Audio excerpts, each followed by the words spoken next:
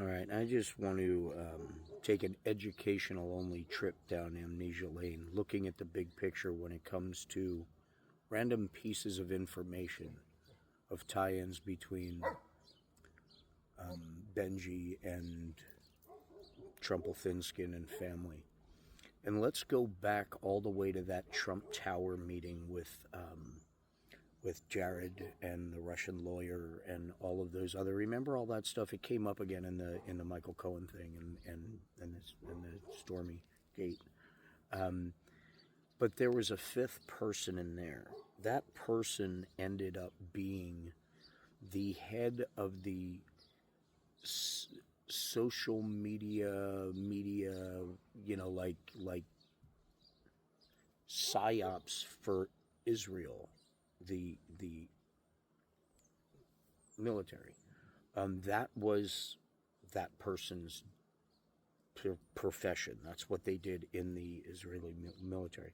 That was the mysterious person all the way back then. Now think about just that.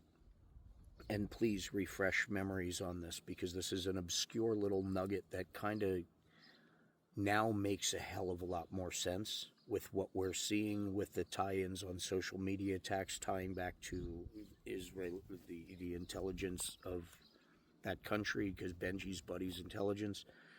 And we're hearing all these little nuggets. And if you look from the big picture at all of this and you remember these little tiny tie-ins with little tiny keywords,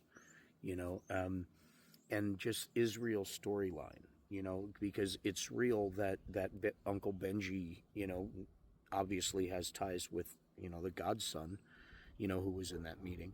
And Don Jr. was there, and it was that. And now we're hearing and seeing, and all this evidence is popping up of these campaigns of disinformation and misinformation being tied directly into the current administration, and everything from social media posts about CK's unaliving being at the same exact moment with almost the same exact words, and all these parallels that go along the storyline of, wow, this is something that's been going on for a while. This was all part of the plan. It kind of puts a little bit more weight to the blind dedication of, let's follow good old Benji down every rabbit hole, go to every well and hope everything's all right at the end, because Benji's a good boy. Oh, Benji, oh, Benji.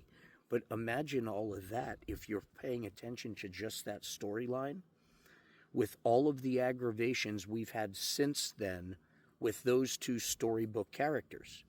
Uncle Benji, that real estate development that's now a big thing, and open conversation, by the way, doesn't mean anything, because, why could it mean anything that there's going to be a Riviera in Gaza and land that wasn't owned by the person who promised it, to the person who somehow in the future had the power to help them do what they needed to do, because it's easier than remodeling a whole place. But if you look at the entire development plans, how they went literally in the evacuation plan, section by section by section. No, go, you'll be safe, you'll be safe, you'll be safe. And then they had these security breaks, almost like they were like, okay, section A is complete, section B. If you follow the storylines, hypothetically speaking, for educational purposes only, following the storylines of this edition of the Trump Show, it makes perfect sense all the way back to that Trump Tower meeting. Doesn't it now? And what exactly was in Iran? The ones who had a treaty against the development of something, and then were able to develop something, and then there was some sort of, family outing to take care of some facilities that were already emptied.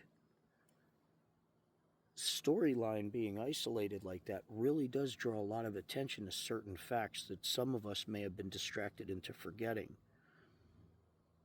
Going back as far as Michael Cohen and the Trump Tower meeting, that's why it's important to isolate the storylines in the big picture, because it brings so much more to light, and it's so much easier to understand.